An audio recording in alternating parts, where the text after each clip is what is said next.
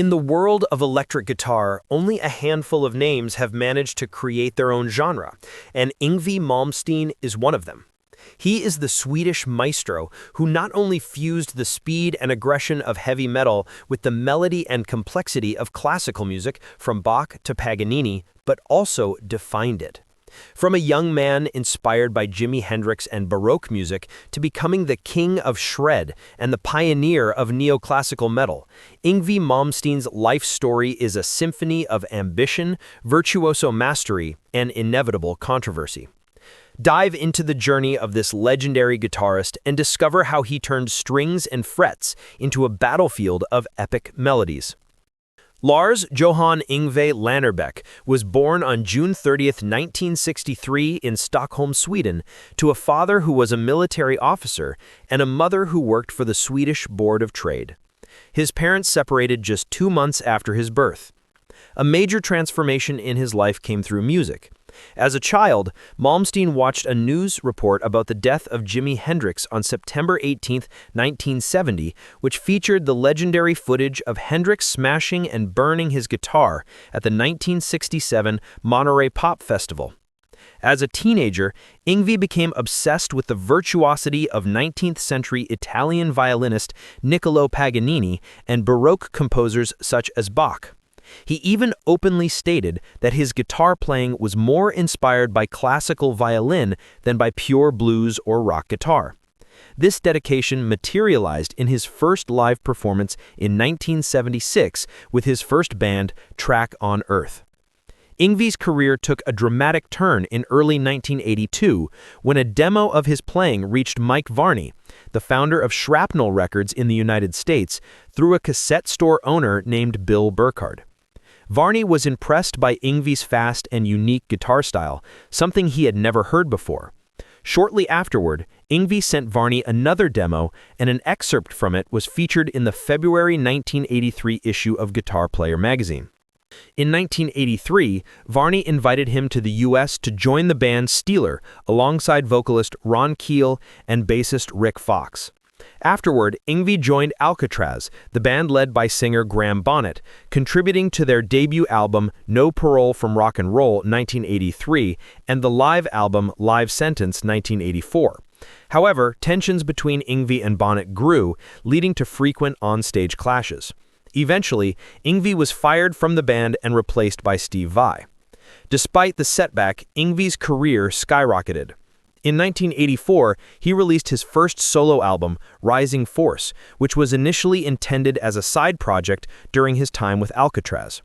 The album became a huge success, winning Best Rock Album from Guitar Player magazine and earning a Grammy nomination for Best Instrumental Rock Album. It marked the beginning of his solo career, followed by Marching Out and Trilogy. However, during the Trilogy tour, Yngwie suffered a serious car accident that nearly ended his career. His Jaguar E-Type V12 crashed into a tree, leaving him in a coma for a week and causing nerve damage in his right hand. Around the same time, his mother passed away from cancer, an emotionally devastating period for Yngwie. Nonetheless, he recovered and released Odyssey in 1988 with vocalist Joe Lynn Turner, which became his most successful album thanks to the hit single Heaven Tonight. Entering the early 1990s, Yngwie Malmsteen remained prolific despite global musical trends shifting away from his neoclassical style. He released Eclipse and Fire and Ice with vocalist Goran Edman, followed by The Seventh Sign and magnum opus featuring Mike Vasquera. Although neoclassical metal's popularity declined in the US, Malmsteen maintained a strong fan base in Europe and Japan. His personal life faced turmoil in 1993 when his fiancée's mother accused him of holding her daughter hostage, but the case was later dropped. Unfazed by controversy, Malmsteen continued working under the Japanese label Pony Canyon, releasing key albums such as Inspiration, featuring 3 of his former vocalists Jeff Scott Soto, Mark Bowles, and Joe Lynn Turner, and Facing the Animal with Matt Slevin and legendary drummer Cozy Powell. In the 2000s, Yngwie once again captured the world's attention with more ambitious and grand works. He signed with the American label Spitfire Records, which reissued his 1990s catalog in the U.S. market.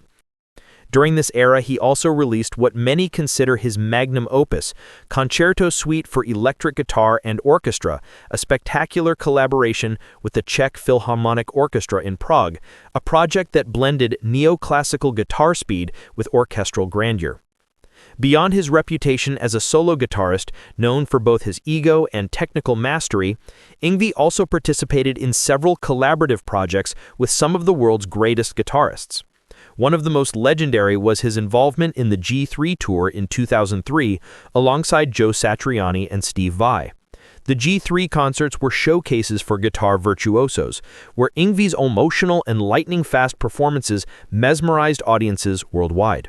Years later, in 2016, Malmsteen joined another elite project, Generation Axe, which featured guitar icons such as Steve Vai, Zakk Wylde, Nuno Betancourt, and Tosin Abasi. In this tour, Yngwie Malmsteen not only displayed his world-class technical skills, but also proved that, despite often being labeled as a soloist, he could blend seamlessly with other top-tier guitarists in a powerful, expressive, and boundary-pushing performance. Throughout his illustrious career, Yngwie Malmsteen has received numerous prestigious awards affirming his status as one of the most influential guitarists in the world. In 2001, he was named Best Guitarist by readers of Japan's Burn magazine, proof of his massive fan base in Asia. He was also honored in his homeland by being inducted into the Swedish Music Hall of Fame, recognizing his global impact on music.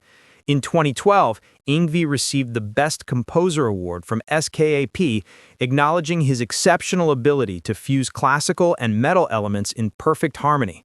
2 years earlier, on October 13, 2008, he was officially immortalized in Hollywood's Rock Walk at Guitar Center in Los Angeles, joining legends such as Eddie Van Halen, Jimmy Page, and Jimi Hendrix. His legacy was further celebrated at NAMM 2020, where Yngwie was honored with the Boss Lifetime Achievement Award from Boss Roland, a tribute to his dedication and innovation in the world of guitar over more than 4 decades. In his personal life, Yngwie Malmsteen first married Swedish singer Erika Norberg in 1991, though the marriage lasted only a year. 2 years later, he married Amber Dawn Landon, with whom he was together from 1993 to 1998, before finally finding his lifelong partner, April Malmsteen, whom he married in 1999. April is not only his life companion, but also plays a managerial role in his career. The couple has one son, Antonio, born in 1998, and named after the legendary composer Antonio Vivaldi. Today, the Malmsteen family resides in the upscale neighborhood of Miami Shores, Florida, and Yngwie himself has become a naturalized U.S. citizen. In an interview with Guitar Player magazine in 2005, Yngwie Malmsteen addressed his public image, which is often perceived as arrogant or egotistical.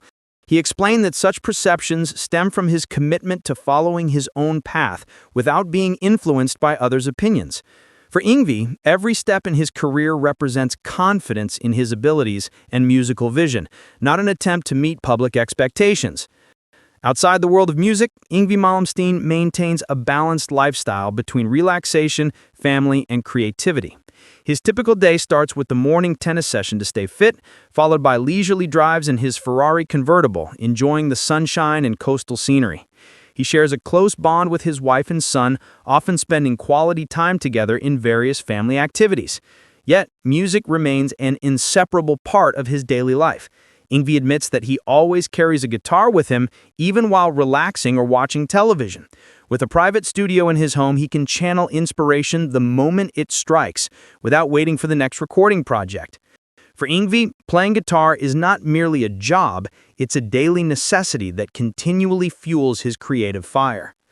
Yngwie Malmsteen is known as one of the legendary shred guitarists, but offstage he is also an avid luxury watch collector. In an interview with Music Radar, he revealed that he owns around 40 Rolex watches, including a Rolex Daytona that he wore during the interview, with several pieces in his collection valued at up to $100,000 each. In addition to his passion for timepieces, Yngwie is also a luxury car enthusiast with a refined taste particularly for Ferraris, which he often drives along the coast. One of his most beloved cars was a 1983 Ferrari 308 GTS Quattro Valvi, which he owned for 24 years before eventually selling it on eBay.